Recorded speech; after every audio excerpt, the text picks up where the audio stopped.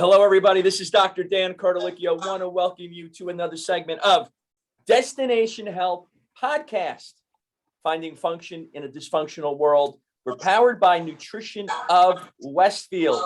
We have a very special guest on today. I'm very excited. I know our husband very well. Our sons do play hockey together for the same organization. And I was on the phone last night with your husband, by the way, Carmen, for an hour, right?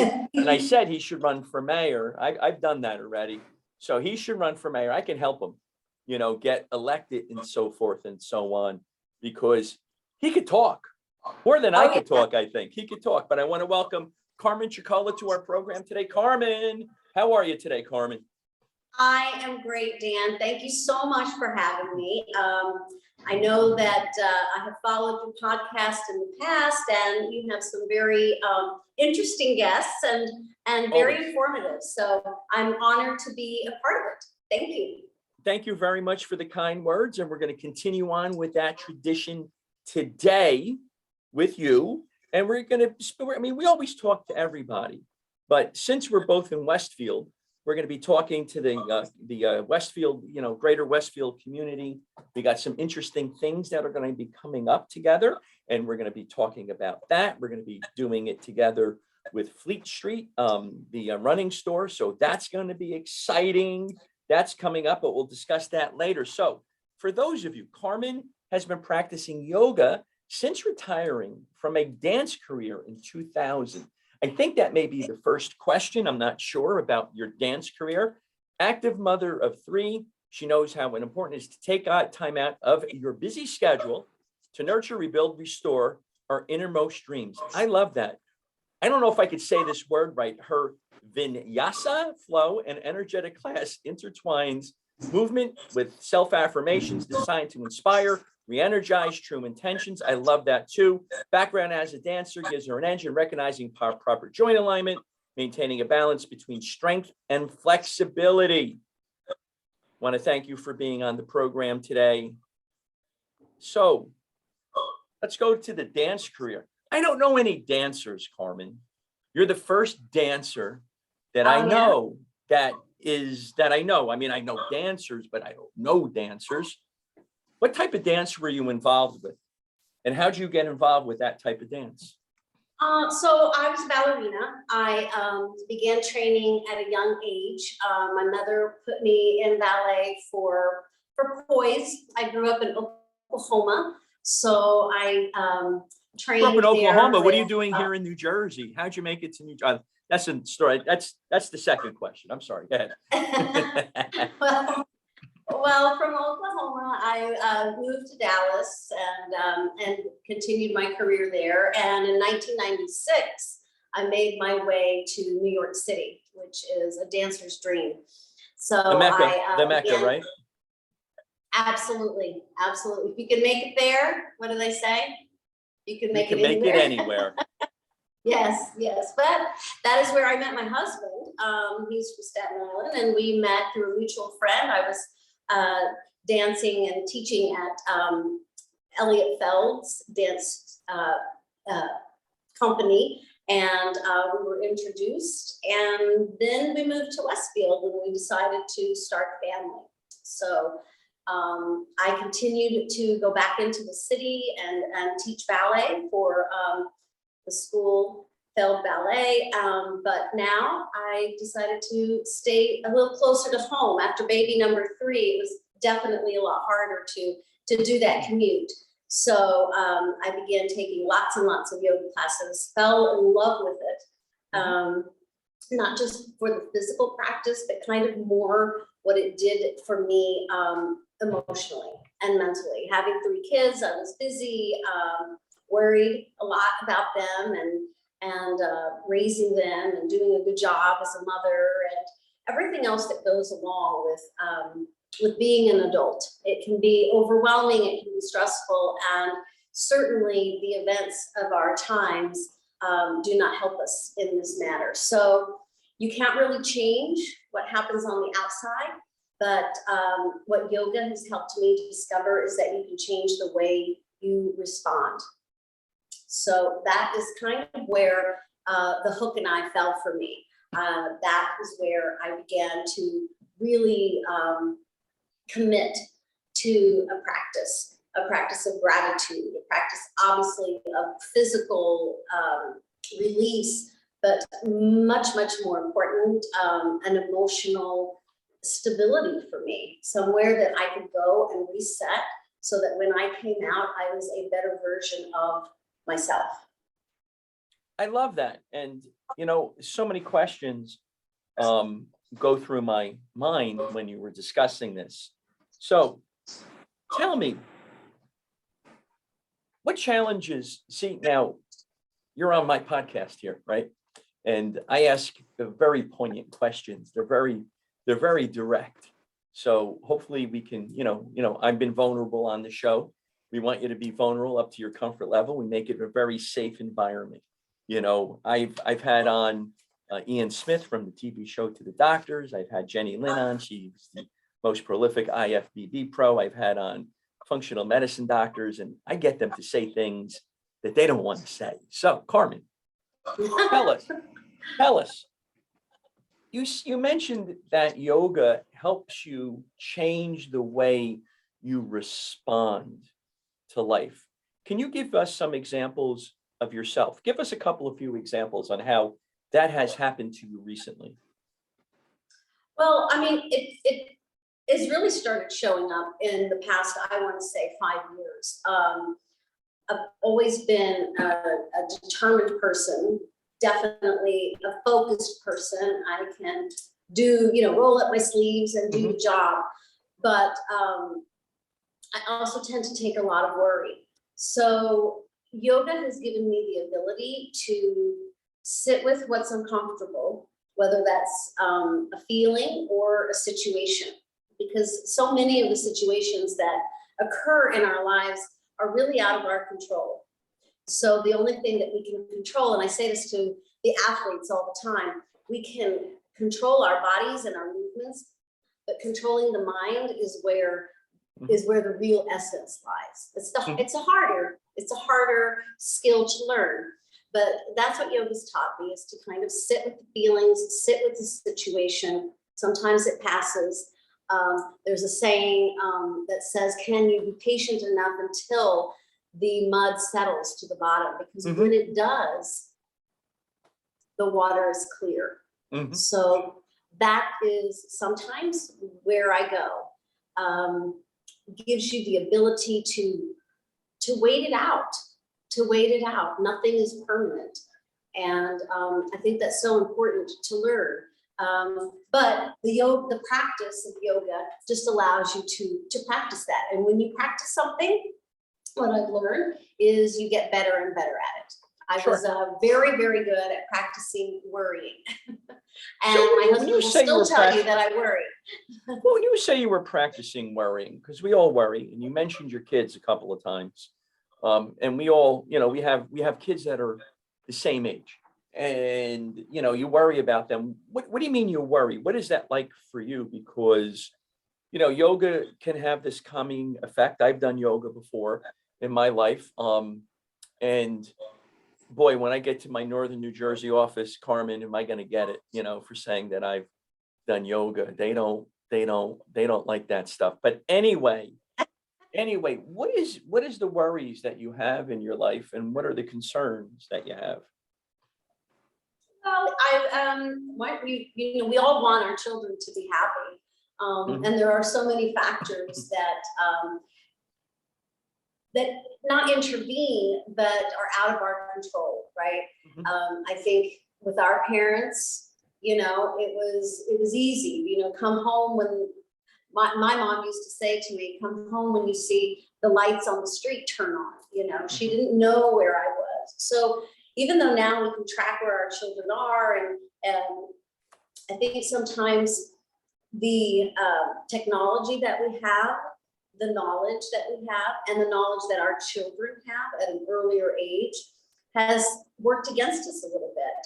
We know we can track their emotions, and so there's a tendency to want to take that control and track where they are and follow them, and sort of called the hovering parent. That can really deplete your energy. right? Right. Because no matter how much you hover, you really don't. It's an illusion that you have that control and the ability to protect them from everything, or that you should. Right. Right. I understand what you're saying. I mean, we're both hockey parents. So, you go to a hockey tournament and you could be in somewhere in the middle of Buffalo, Rochester, Lake Placid, Chicago, Detroit, and the boys and girls are running around the hotel room and you're saying, all right, it's 11 o'clock. Where are they? They got a game at 10 o'clock. They need to get home. You text them. They don't respond. They're usually having a good time in somebody's room, playing video games or jumping around. That's a story for off the record. I'll tell you what happened at the last hockey tournament we had. So, and it does. And then, with everything that's going on in the world today, the last 2 to 3 years, there's so much concern and worry. When are we going to get back to normal? Are we getting back to normal? People are financially stressed because of this. They're emotionally stretched because of this. Kids are home for the overwhelming majority of that time.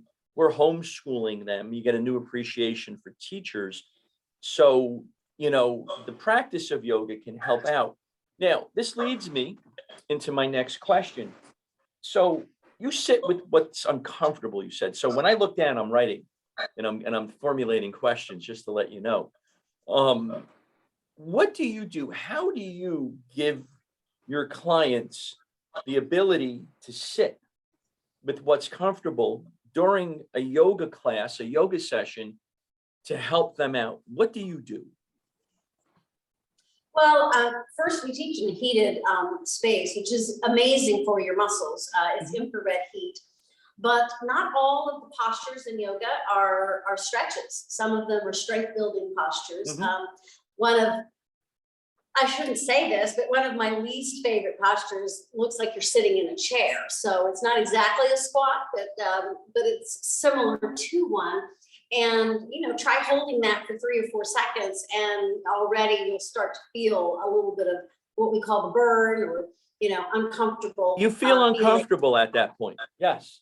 You start to feel uncomfortable at that point. Yes. So what I learned by holding a posture like that is not every part of your body has to work. Some parts of your body can soften.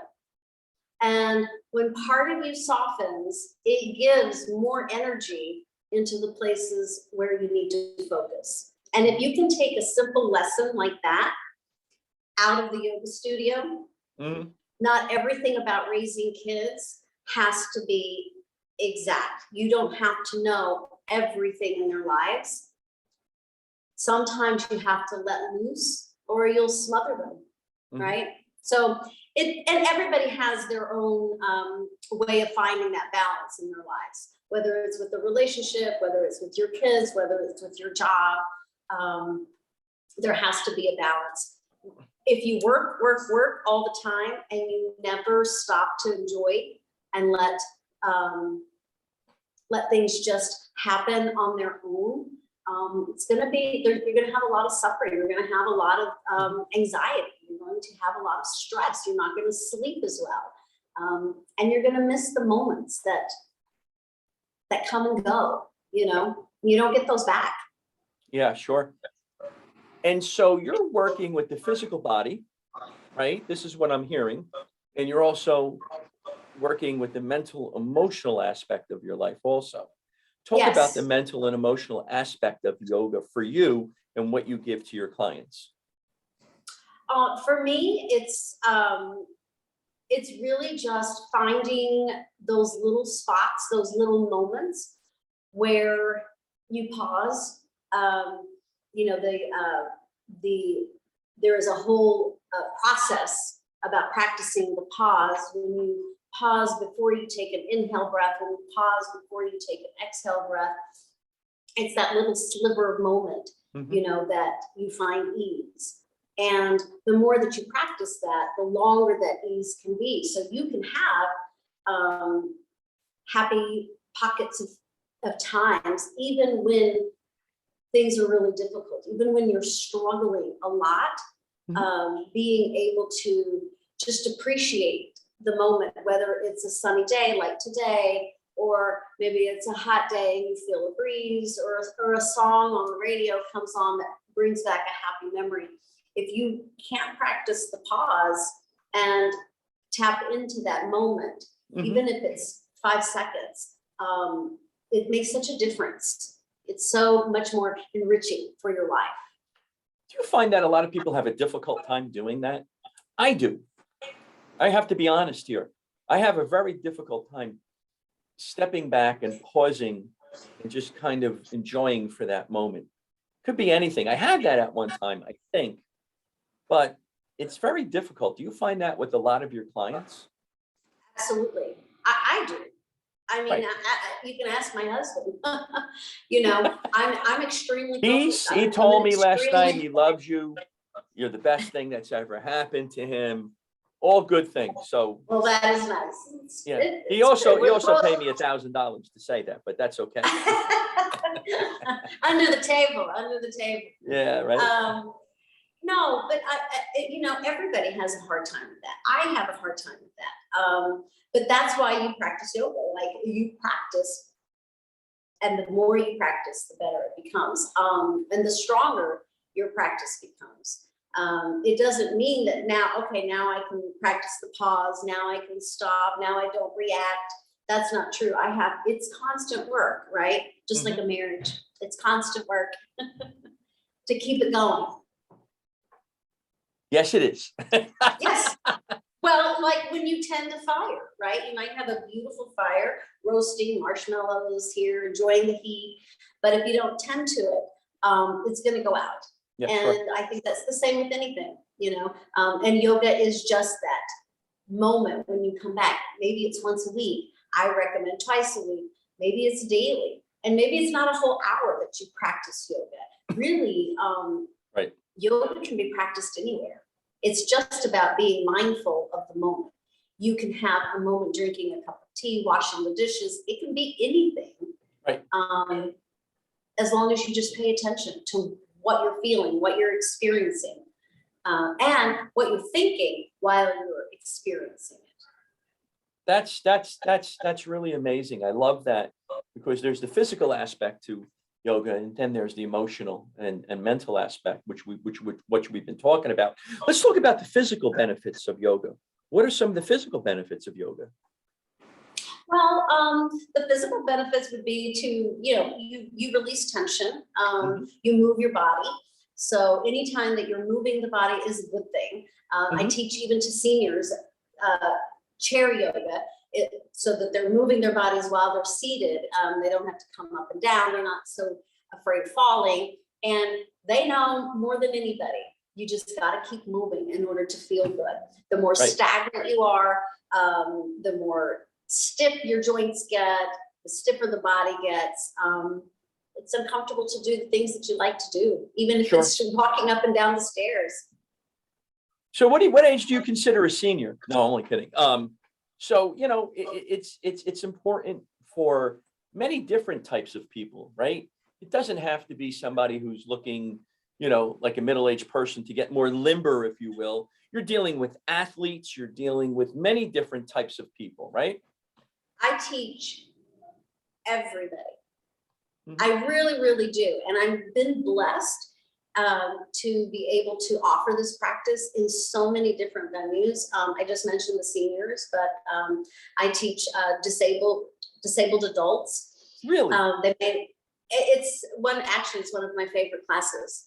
They are a group of disabled adults. I go to their community and practice yoga with them. They may not always do all the poses. Some of them are more anxious, so they get into the breathing, and that helps them more than the physical aspect of the poses. But just moving and being in a community where you are doing something together, sort of like a team. Right. It's fun. You're all supporting each other. And if you're going through a difficult move, whether you have a disability or not, you can all look at each other and say, boy, did I really stink with that one, right? That's like, you're all kind of like saying, well, geez, let's try that again or something, right? Exactly. So it really, I just find it such a versatile practice because it really offers something to everyone, and it meets you. This is going to sound funny, but yoga meets you where you're at. Mhm. I So understand. maybe you're 4 years old and you're going to get into the practice a lot differently than when you're 44 years old. Right. Maybe you're 18 and you're in college, and you're going to have different needs than when you're 55 and you're sending your kid to college, you know? So it really is a practice that meets you wherever you are. I'm going to be 65 years old and I'm going to be sending my son to college. Oh my goodness. That means I'm part of that senior division. So, Yes. so you deal with an array of different individuals, Carmen. I find this fascinating. From It's a lot of fun. yeah, from those that are disabled, you're giving them movement. I think that's wonderful to have somebody move, because movement, you get healthier, you feel better about yourself.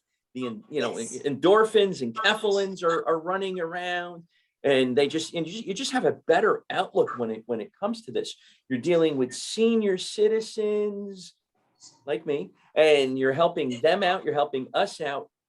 How do you help out students and athletes, the young? What does that look like? Well, I do a forest yoga, which is really fun for the very young ones. We go out into the forest. I might read a book, and the books have animals in them, so we practice yoga poses with I love animal this. type themes. I Oh love my this. goodness, it's so cute. And then they go and they find a place in the woods, obviously corralled by me, but where they can just sit and listen. And you wouldn't think that little kids need to do that, and you wouldn't think that little kids would even be able to do that, but they can. And when they do, it even surprises them. Right. So, and again, you're teaching them the ability to be able to control their actions based on their thinking and what they experience and what they feel in the moment. That is great. I love it's that. one of my favorite places to teach the little ones, although I do like to teach them inside too, but What's the it age is one range? of my favorite things. When you say little ones, what's that age range that you're dealing with? Anywhere between 3 and 6 would be a good Really? age for that. But the older kids do that too. I just teach it a little bit differently when I take older kids outside. I would imagine you're 3 to 6 years old. You have the books, and you're looking at the animals, and they're doing the poses. They're probably having a great time, and so forth. I love that. Talk to me about athletes. I've heard, I've been athletic all my life. I've never done yoga during my athletic days. I mean, it just wasn't done going back to the 60s and 70s, and so forth. And what's the benefit for athletes, like our sons play hockey? What's the benefit for a hockey player of doing yoga? Well, again, the physical aspects, depending on what sport they're playing, they have overuse of whatever muscles they're using. If they're a tennis player and they're righty, they're going to have an overuse of that right arm. Right, sure. So yoga brings balance to the body, and it allows you to rest the muscles that you're overusing and strengthen the muscles that you're underusing to help kind of support the body as a whole.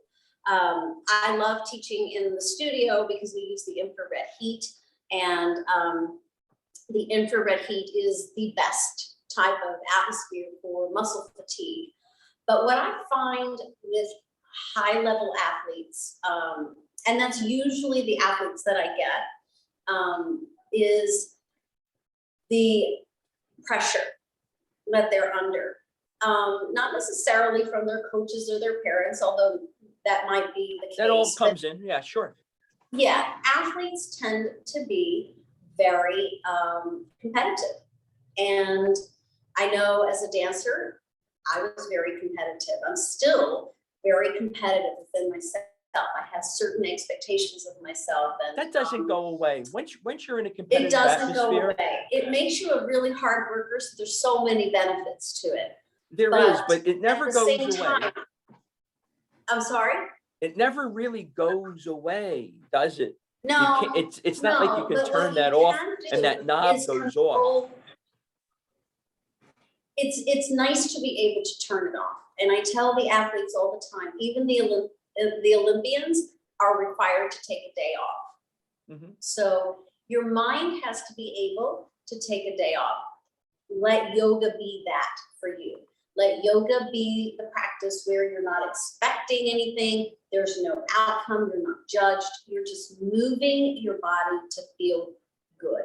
Mhm. And that is, when they get that, I can almost see it in their face. It's like such a relief. And it feels good. Athletes like to move their body or they wouldn't be athletes, right? That's But when correct. you can move your body in a way that feels good without having to worry about being judged, having to perform, it's a game changer. Yeah, I love that. And it gives them balance in their physical body, their mental body. It gives them some clarity, takes them away from the rigors of playing hockey, because we have tryouts in a couple of weeks, right? Week and a half. Yes. So Yes, and there's a lot of pressure. and it all starts all over again. Sure. So we're both in Westfield, right? And Yes. we're relatively close together, and and you've always said to me that your studio is the neighborhood yoga studio. What does that mean for you? I love the studio to be a place where your whole family could come and practice. We have classes for young kids, we have classes for the adults, obviously, and for the kids at every age range. So whether or not they're a high level athlete, they don't have to be in order to come and take yoga. Like I said, yoga will meet you wherever you are. So that is my dream for this studio, is for it to continue to grow and have a yoga place, a yoga studio, a class for every type of person that walks in the door. Awesome. That's great. Now, Yeah. there's hot yoga. Is there cold yoga? Is there, where you're doing it like in the Arctic or something like that? I knew I'd make you laugh on this. Probably. I don't know. What types of yogas are there out there? There's so many different types of yoga, so many different types of yoga. I do offer a few classes that are not heated, although the heaters are always on. So it's going to be warmer in here than I don't have the air conditioner on at all. So sometimes I'll crack the door open to get, a cross ventilation and a breeze. But most of our classes are hot. So anytime that you come into practice, it's just good for the muscles. It helps you open the muscles a little deeper and get into your stretches a little deeper. But yes, there's all different kinds of yoga. Not all of it is hot, but most of our classes are. People struggle with hot yoga. How hot is it? It can be, struggle? I like to get it, I like to get it about 100, 101, 102. That's hot. And yes, you can struggle, but that's life too, right? Sometimes we struggle. And what do you do when you struggle is interesting to find out for yourself. Do you stop? Do you give yourself a break, or do you beat yourself up? Like I said, all the lessons that you learn on the mat about yourself can help you when you're in life, I'm maybe be a stopping little by more for a patient hot with yoga yourself. class, just to let you know. All right. I'm going to stop by and we can You film it. should. We can film it. Okay. Touch your toes. That would be the first thing. I don't know.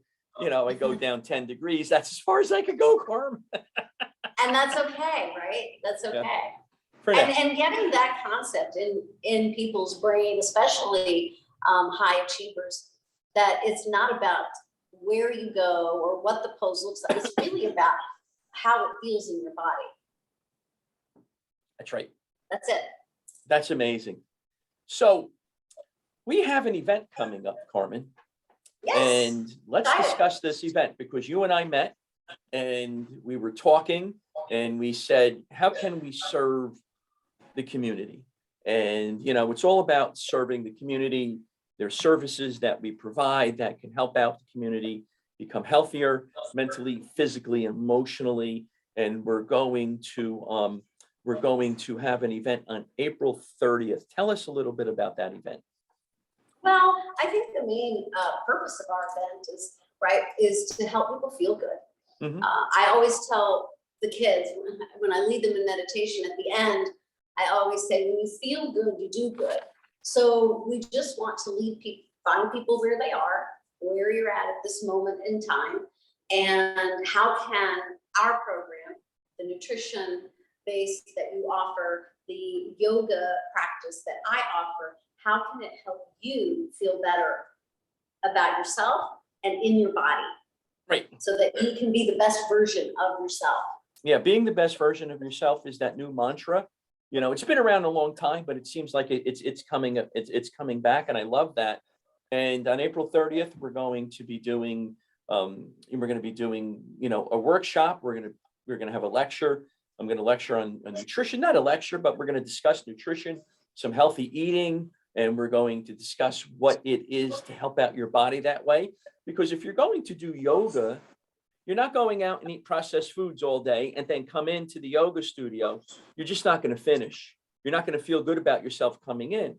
And then we're going to teach you how to do some yoga. We're going to do a workshop on yoga. And it looks like we're going to have the people down the street at Fleet Feet, and they're going to be discussing some running and stuff like that. So it's going to be a nice event, April 30th. We're going to have the time coming up to be determined. And we're going to have a great time that day. I look forward to this. I think it's a great way to, our mantra here on this podcast is to motivate, educate, and inspire. And I think that we can start with that in the greater Westfield area, motivating, educating, inspiring people to a healthier lifestyle. Because I think one of the things, and I think you'll agree with this, one of the things that's coming out of the last couple of years, and we don't even want to mention it because everybody gets upset or people get upset, but you know what? You want to be healthy, right? You want to be able to be strong in body and mind to help yourself out when it comes to whatever comes about in life. Whether we got to stay home, whether we got to, whatever that is, because a lot of individuals were homebound over the last couple of years. And people weren't coming out. What does that look like? What does that mean? You still have to maintain a strong, healthy body and mind during those times, because the new stuff that's coming out. I don't even want to use the words.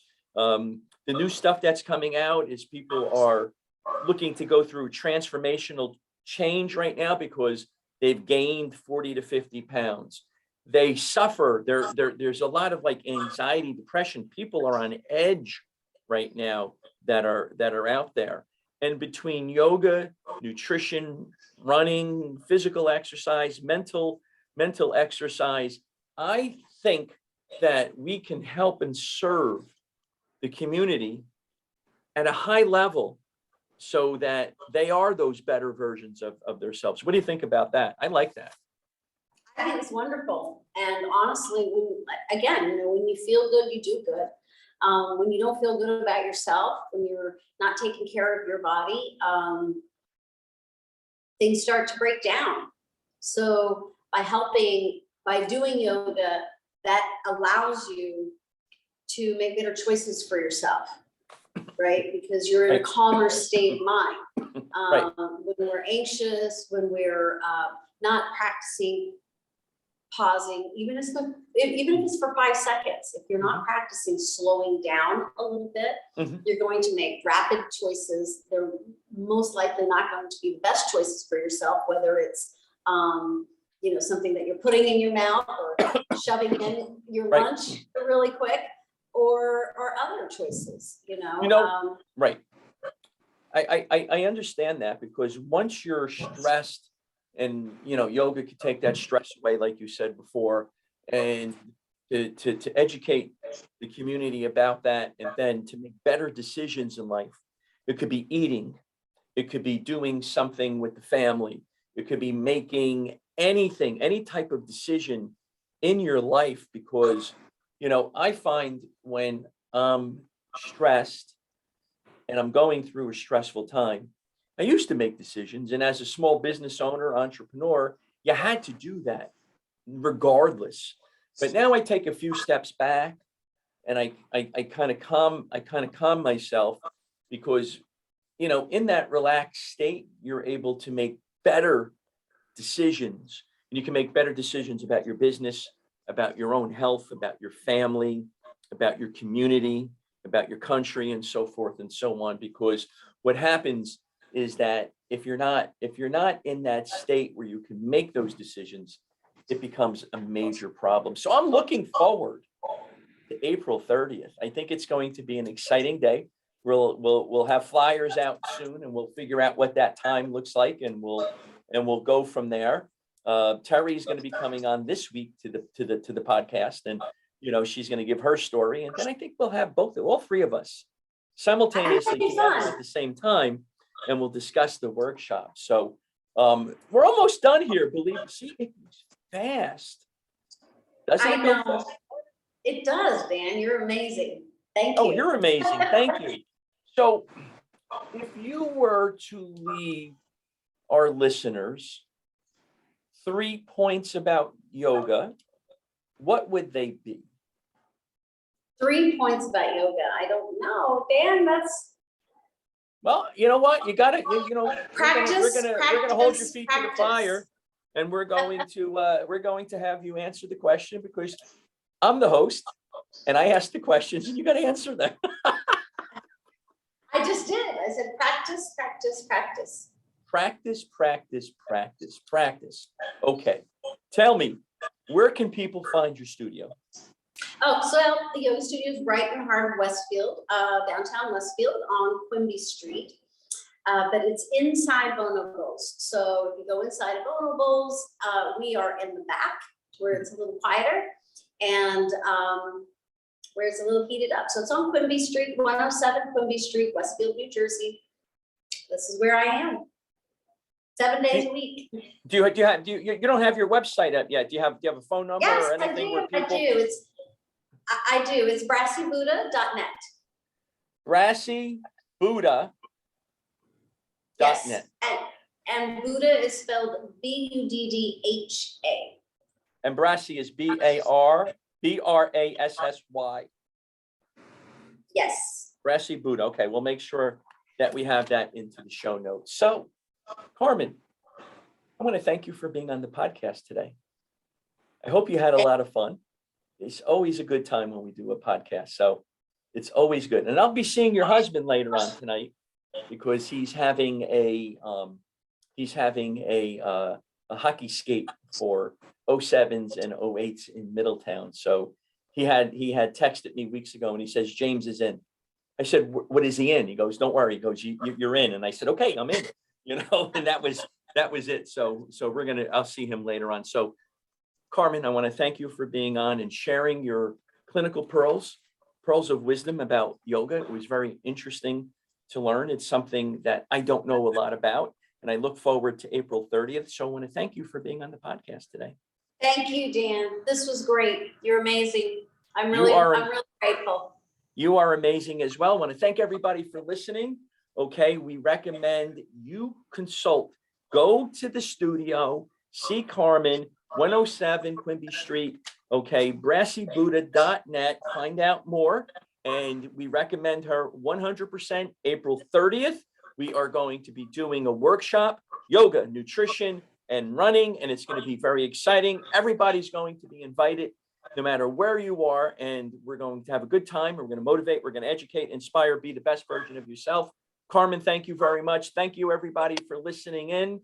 And again, be the best version of yourself, and we'll talk soon. Take care. Thanks, Dan.